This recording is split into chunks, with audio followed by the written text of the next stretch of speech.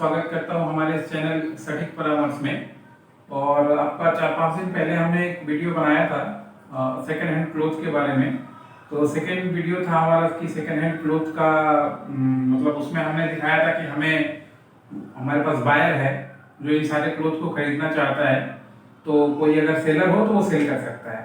मगर वो वीडियोस देखने के बाद बहुत सारे लोगों का ये क्वेश्चन आ रहा है कि सर ये सेकेंड हैंड कपड़े के बिजनेस में किस तरह का प्रॉफिट होता है, ताकि वो प्रॉफिट मार्जिन को समझ के इस बिजनेस में उतरना चाहें या इस बिजनेस को समझना चाहते हैं कि कैसे ये व्यापार में भी प्रॉफिट हो सकता है या ये भी कोई व्यापार होता है कि नहीं होता है।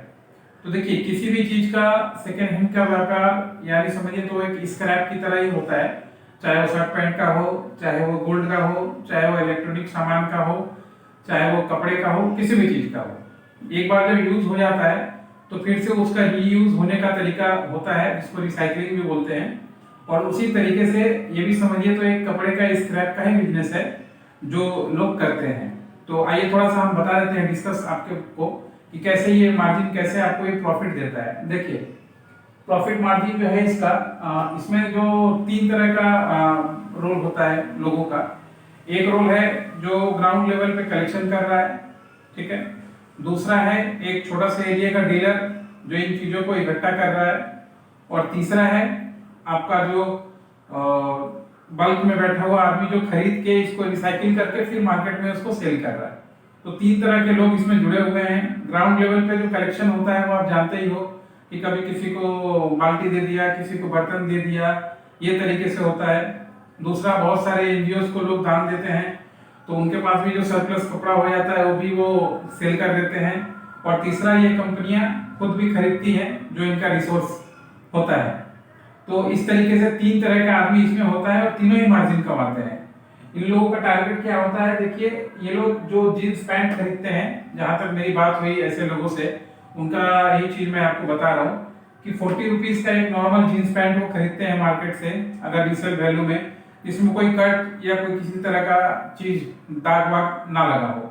40 में उसको खरीद के उस पे वो 20 रुपीज या 10 रुपीज बल्क में उनका खर्चा आता है, वो उसको रिसाइकिल करते हैं, यानी उसको धोते हैं, उसको प्रेस करते हैं और फिर उसको नए की तरह ही वो बना देते हैं, पैकिंग करते हैं और उसको मार्केट में वो 90 रुपीज से 100 रुपीज तक में बेचते हैं। या मान लीजिए कभी आपने देखा होगा कि 200 रुपए में 3 जीन्स।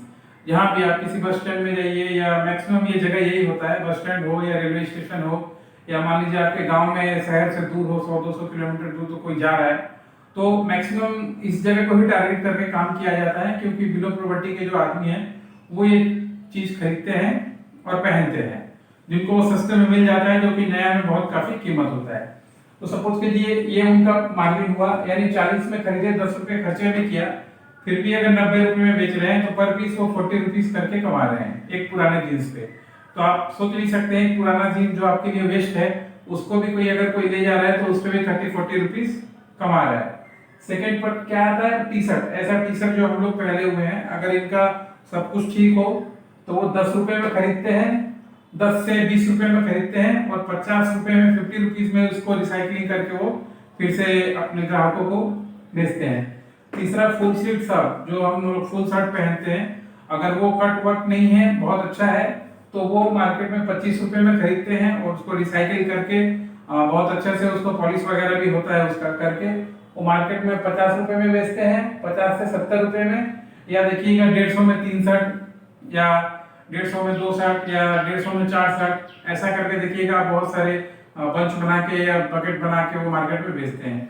तो ये उनका हिसाब होता है। अप्रोक्स समझिए पर प्रोडक्ट पे कोई भी ऐसा जो यूज क्लोथ का व्यापारी है आराम से 20 रुपए 30 रुपए तो कमा ही लेता है, प्लस ये जो मार्जिन जो उसने खर्चा किया 40 रुपए 10 रुपए, ये जो है नीचे वाले जो है लोग जो कलेक्शन का काम करते हैं, यानी जो कपड़ा इकट्ठा करते हैं, इकट्ठा करके ऐसे लोगों के पास देते हैं या जमा करते हैं, तो ऐसे लोग भी बहुत अच्छा इनकम करते हैं। और मार्केट में ये थोड़ा सा अवेयरनेस की कमी है कि ऐसा भी होता है। तो भाइयों बहनों, ये प्रैक्टिकल चीज है, ये कपड़ा बिकता है और बहुत अच्छे ही बिजनेस है ये, और विदाउट कोई गवर्नमेंट के रोक टोक के बहुत ईमानदारी से ये काम होता है। और अगर आप कोई भी व्यक्ति इसका काम करना चाहते हैं तो देखिए बेस्ट तरीका है कि इसका एक फॉर्म बना लीजिए, यानी ट्रेड लाइसेंस देके एक कंपनी बना लीजिए, छोटा सा कोई भी एक जीएसटी नंबर ले लीजिए, क्योंकि आपको एक शहर से दूसरे शहर जाना पड़ सकता है ये चीजें खरीदने के लिए, क्योंकि एक ही जगह पे बहुत बार चीजें नहीं मिलती हैं। तीसरा क्या है, एमएसएमई का रजिस्ट्रेशन ले लीजिए, ताकि गवर्नमेंट भी आपको हेल्प कर पाए। अगर इसको आप फ्यूचर में व्यापार के रूप में एक प्रॉफिट मेकिंग मॉडल के रूप में अगर आप प्रेजेंट कर पाओ तो लोगों को बहुत फायदा मिले, और इससे रोजगार भी होता है। जैसे देखिए, सफाई वाले को रोजगार मिला, सॉर्टिंग वाले को रोजगार मिला, सेल्स वाले को रोजगार मिला, और एक कंपनी जो चला रहा है उस पर्सन को प्रॉफिट हुआ। यानी ये यूज्ड क्लोथ का अगर कोई काम करता है तो एक आदमी भी कम से कम 5 लोगों को जरूर रोजगार देता है। तो अगर एक एक आदमी भी 4-4, 5-5 लोगों को रोजगार दे तो गांव हो या शहर हो, कहीं का भी अनएम्प्लॉयमेंट या कोई भी दूर होना कोई बड़ा बात नहीं है। आशा करता हूँ कि ये चीजें आपको समझ में आई होंगी सेकेंड हैंड क्लोथ के बारे में, कि क्या प्रॉफिट मार्जिन होता है, और बहुत ही अच्छा मार्जिन होता है। सबसे बड़ा बात है कि इसमें ज्यादा आपको इन्वेस्टमेंट की जरूरत नहीं है। आप 1 लाख, 1.5 लाख या 50,000 से भी ये काम चालू कर सकते हैं। एक कोई सिंगल प्रोडक्ट पकड़ के भी काम चालू कर सकते हैं, और बहुत अच्छा इसका रिस्पॉन्स है। अगर कोई सेलर है या ऐसा कोई कलेक्शन एजेंसी है जो इंडिया में काम कर रहा हो, अगर उसका सामान नहीं बिक रहा हो तो आप हमसे कांटेक्ट कीजिए। हमारे पास बहुत सारे ऐसे बायर हैं जो हमेशा हमारे कांटेक्ट में रहते हैं और हमें कॉल भी करते हैं। हम उनका रेफरेंस नंबर दे देंगे, आप उनको अपनी चीजें बेचिए और बहुत अच्छा काम कीजिए, और गांव शहर किसी भी जगह पे हो अपना रोजगार पैदा कीजिए। आज के लिए इतना ही दोस्तों, नमस्कार।